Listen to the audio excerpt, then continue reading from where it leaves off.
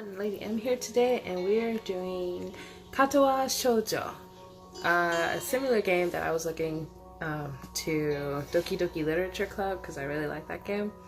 So, yeah, the only thing I know about this game is that there is explicit adult content. So, I'll blur out as much as I can. I didn't want to disable it because I wanted to keep the gameplay as unedited as possible, if that makes sense. So I'll blur out or just take out entirely things that I feel like were too not that good. And if you are not an adult, obviously don't watch this. Disclaimer. So let us go ahead and let's get started. Okay. I really like this music though.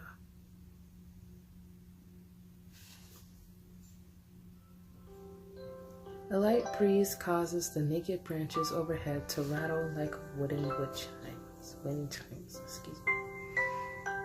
This is a popular retreat for couples in the summer. The deciduous trees provide a beautiful green canopy far out of sight of teachers and fellow students. Sounds like some good shit. But now, in late winter, it feels like I'm standing under a pile of kindling. I breathe into my cupped hands and rub them together furiously to prevent them from numbing in this cold. To me, that just makes me just even colder. Just how long am I expected to wait out here anyway? I'm sure the note said 4 p.m. Yes, the note. Slipped between the pages of my math book while I wasn't looking. As far as cliche goes, I'm more of a fan of the letter in the locker, but at least this way it shows a bit of initiative. I can't read. As I ponder the meaning of the note, the snowfall gradually thickens. The snowflakes silently fall from the white painted sky are the only sign of time passing in this stagnant world, because fuck. Their slow descent I'm just kidding. Their slow descent upon the frozen forest makes it seem like time has slowed to a crawl. Bruh, this is alright. Can we get past the scenery? The rustling of dry snow underfoot startles me, interrupting the quiet mood. Someone is approaching me from behind. Well, turn the fuck around! Hi, Hisao, you came? A hesitating, barely audible question. However, I recognize the owner of that dainty voice instantly. I feel my heart skip a beat. Oh, well. It's a voice I've listened to hundreds of times, but never as more than an eavesdropper to a conversation. Well, damn, can we find out who this is? Because you taking forever. I turn to face this voice, the voice of my dreams, and my heart begins to race. I don't give a fuck, dude. I know she cold.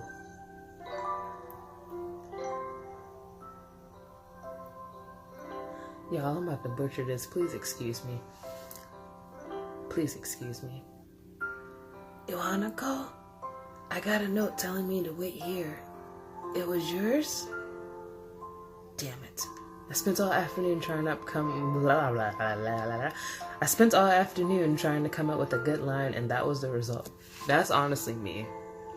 To be quite honest, I'd be thinking really hard, and then just at least words came out his mouth, because everything jumbles up for me. Pathetic. Oh. Gotta sound dainty, y'all. Yes, I asked a friend to give you that note. I'm so glad you got it. A shy, joyous smile that makes me so tense I couldn't move a single muscle even if I tried. She's so cute.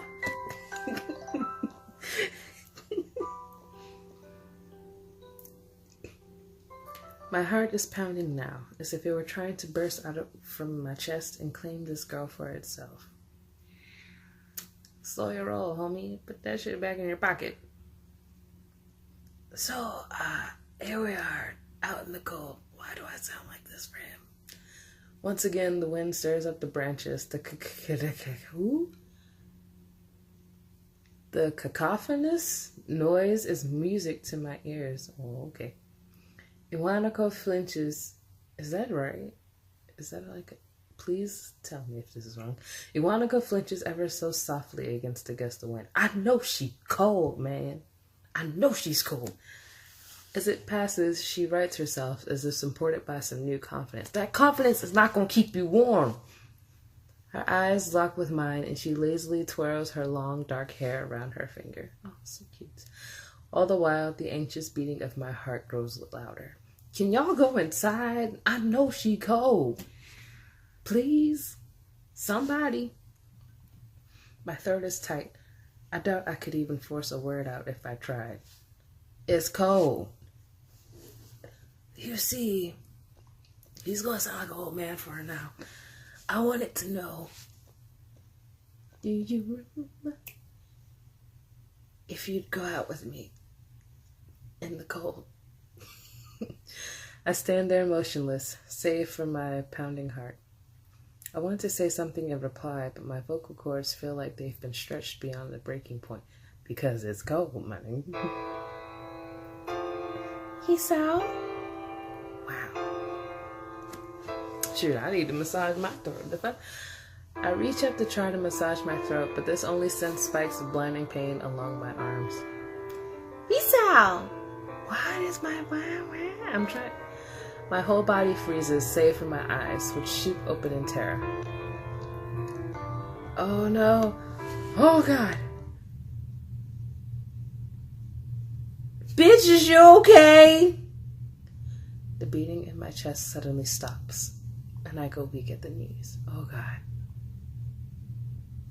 The world around me, the canopy of bare branches, the dull winter sky, Iwanako running towards me, all these fade to black.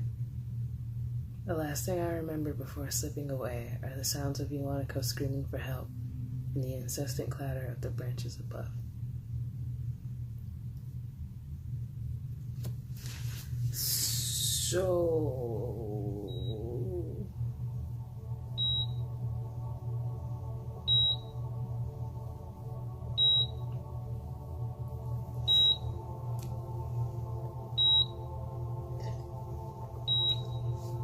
Can't sound dainty with a dry throat, guys. I really like this, though. I feel like I'm about to watch an anime.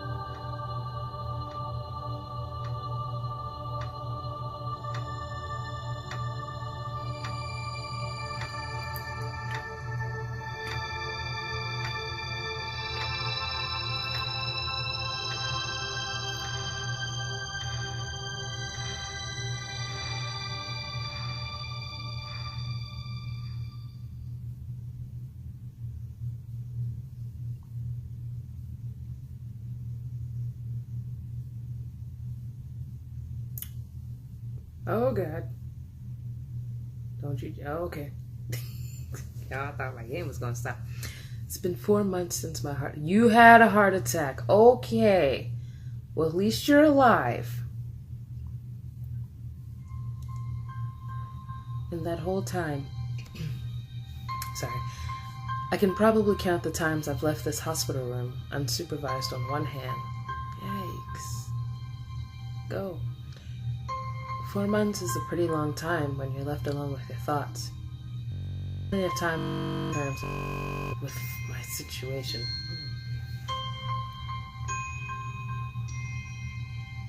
Arrhythmia? A strange word. A foreign alien one. Telling me. One that you don't want to be in the same room with. A rare condition. It causes the heart to act erratically and occasionally beat way too fast. It can be fatal. Ooh. Apparently, I've had it for a long time. They said it was a miracle that I was able to go on so long without anything happening. Well, at least you're alive. Is that really a miracle? I guess it was supposed to make me feel better, more appreciative of my life. Yeah, because knowing that you could have died at any moment and you didn't, it's like I would feel more terrified now because I'm like, well, shit, when's the next time I could possibly die? It really didn't do anything yeah, it wouldn't cheer me up either. My parents, I think, were hit harder by the news than I was. They practically had 2 hemorrhages apiece. I'd already had a full day by then to digest everything. To them, it was all fresh. They were even willing to sell our house in order to pay for a cure. Oof, of course there isn't a cure. It's because why would there be? Because of the late discovery of this condition, I've had to stay at the hospital to recuperate from the treatments. When I was first admitted, it felt as if I was missed. For about a week, my room in the ward was full of flowers, balloons, and cards.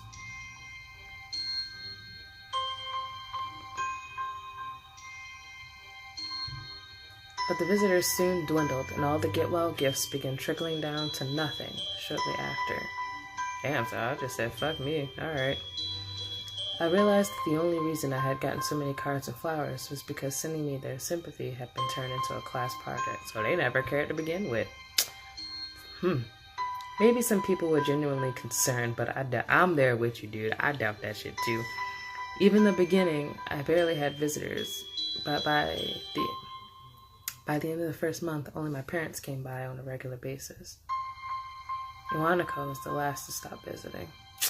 Wow. After 6 weeks, I never saw her again. We never had that much to talk about when she visited anyway.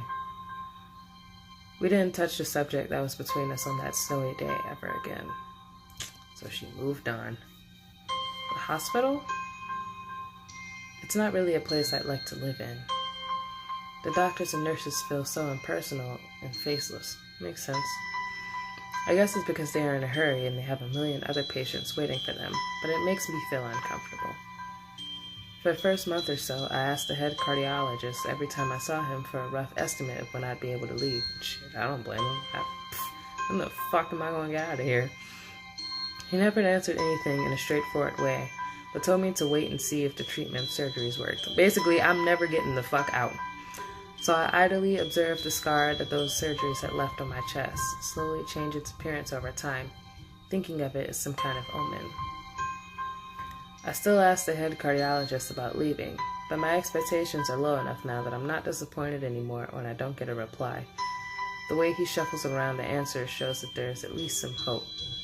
No, it isn't. Just give it to me straight, bruh. Either I'm never leaving, like I'm going to die. Like, let me know. At some point, I stopped watching TV. I don't know why, I just did.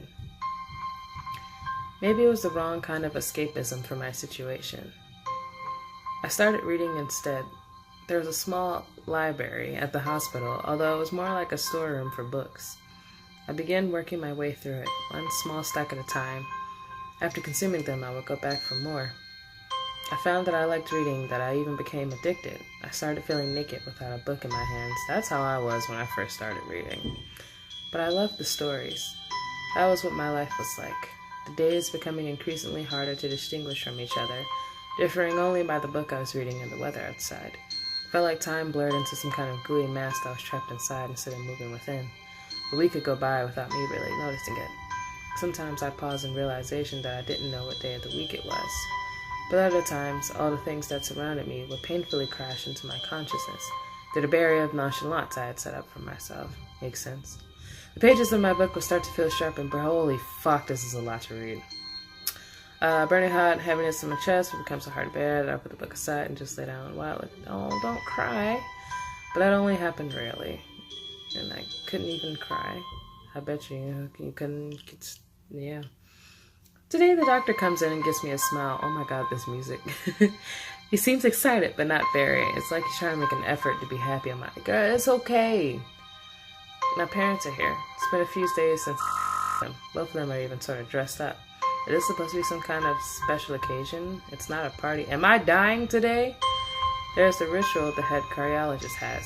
He takes his time sorting his papers, then setting them aside as if to make a point of the pointlessness of what he just did. Then he casually sits down on the edge of the bed next to mine. He looks me in the eyes for a moment. Hello, Hisao. How are you doing today? I didn't answer him, but I smiled a little back at him. I believe that you can go home. Your heart is stronger now, and with some precautions you should... Thank God, because how long have I been in here? For like freaking months? With some we have all your medication sorted out. I'll give your father the prescription. The doctor hands a sheet of paper to my dad, whose expression turns wooden as he reads. Yeah, I bet he was like... Exactly, so many. I take it from his hand and take a look at myself, feeling numb. How am I supposed to react to this?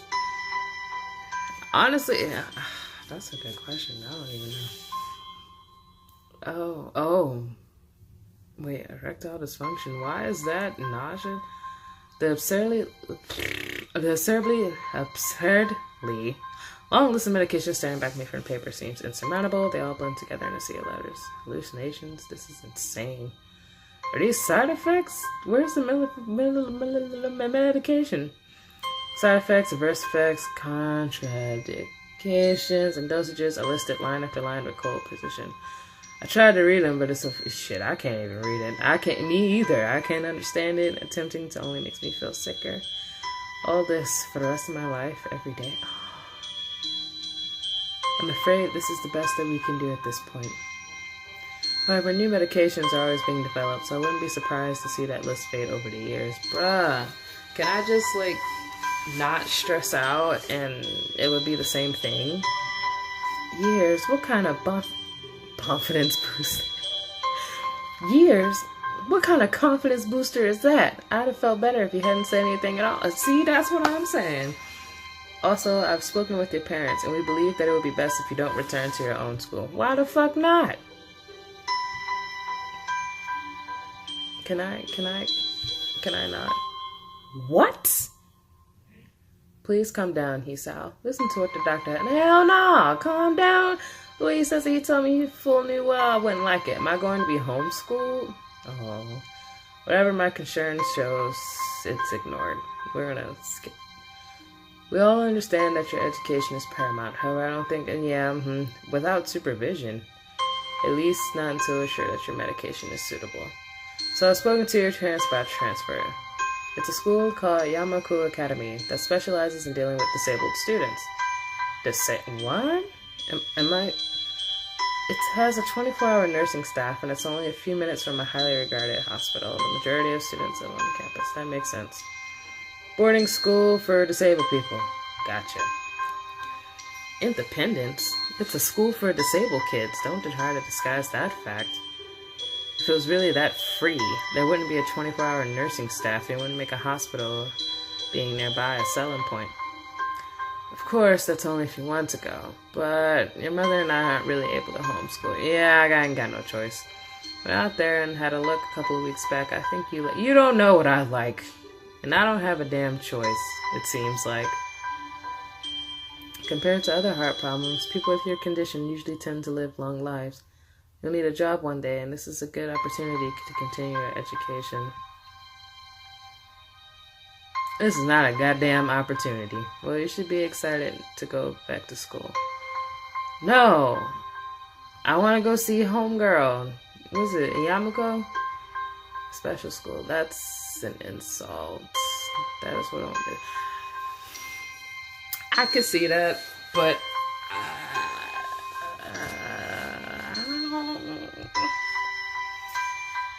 don't say that.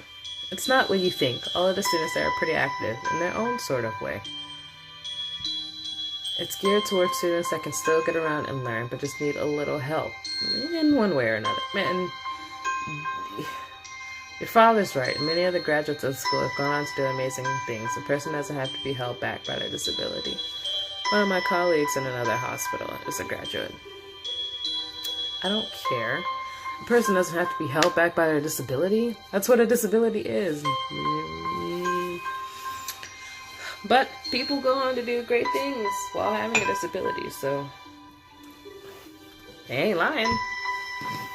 I really hate that something so important was decided for me, but what can I do about it? A normal life is out of the question now. At least be alive, happier alive. I don't know, because then I don't want to be rude. It's funny. I had always thought my life was actually kind of boring, but now I miss it. Oh, I bet you do. I want to protest. I want to blame this lack of reaction on shock or fatigue. I could easily yell out something now, something about how I can go back to school anyway, but no. I don't say anything. The fact is that I know now it's futile. I look around the room feeling very tired of all this. The hospital, doctors, my condition, everything. I don't see anything that would make me feel any different. There really isn't a choice, I know this, but the thought of going to a disabled school, what are those even like? I mean, as much as I try to put a positive spin on it, this is very difficult. But let me try, I guess. Clean slate isn't a bad thing. That's all I can think of to get me through this. At least I still have something. Even if it is a special school, it's something. It's a fresh start. My life isn't over. It would be a mistake to just resign myself to thinking that. At the very least, I'll try to see what my new life will look like. It's all you can do at this point.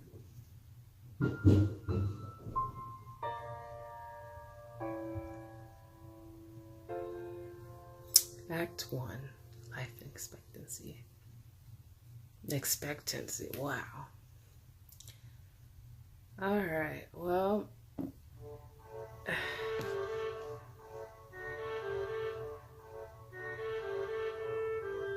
The gate looked far too pompous for what it was. In fact, gates in general seem to do that, but this one especially so. Red bricks, black wrought iron, and gray plaster assembled into a whole that didn't feel welcoming at all.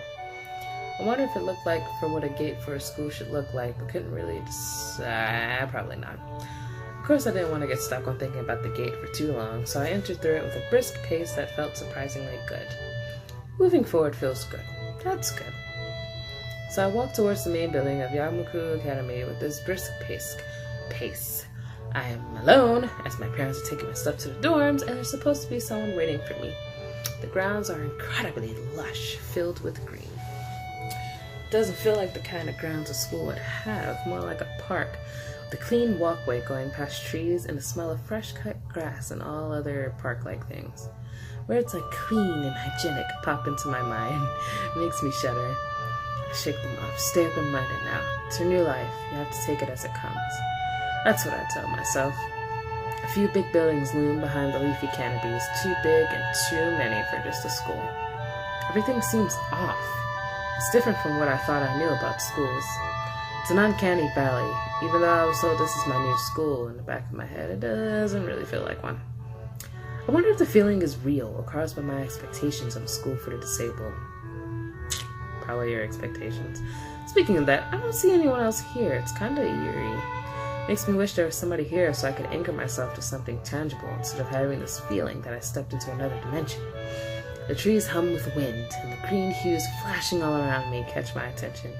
It makes me think about hospitals again. Oh no. How they say that the operating rooms are painted green because green is...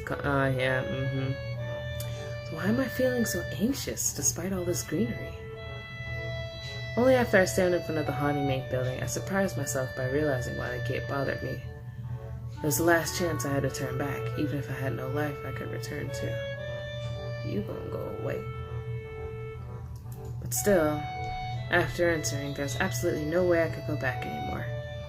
Feeling nervous and with this realization set into my head, I open the front door. A tall man with bad posture notices me as I enter. We're the only people in the lobby, so it's only logical. Alright, well, I'm gonna stop it here for now, and I will pick it back up tomorrow. But yeah, it's a long intro, but we're excited. So, alright guys, I will see you next time, and I hope it gets good. Super excited. So, alright guys, Lady M signing out. Bye!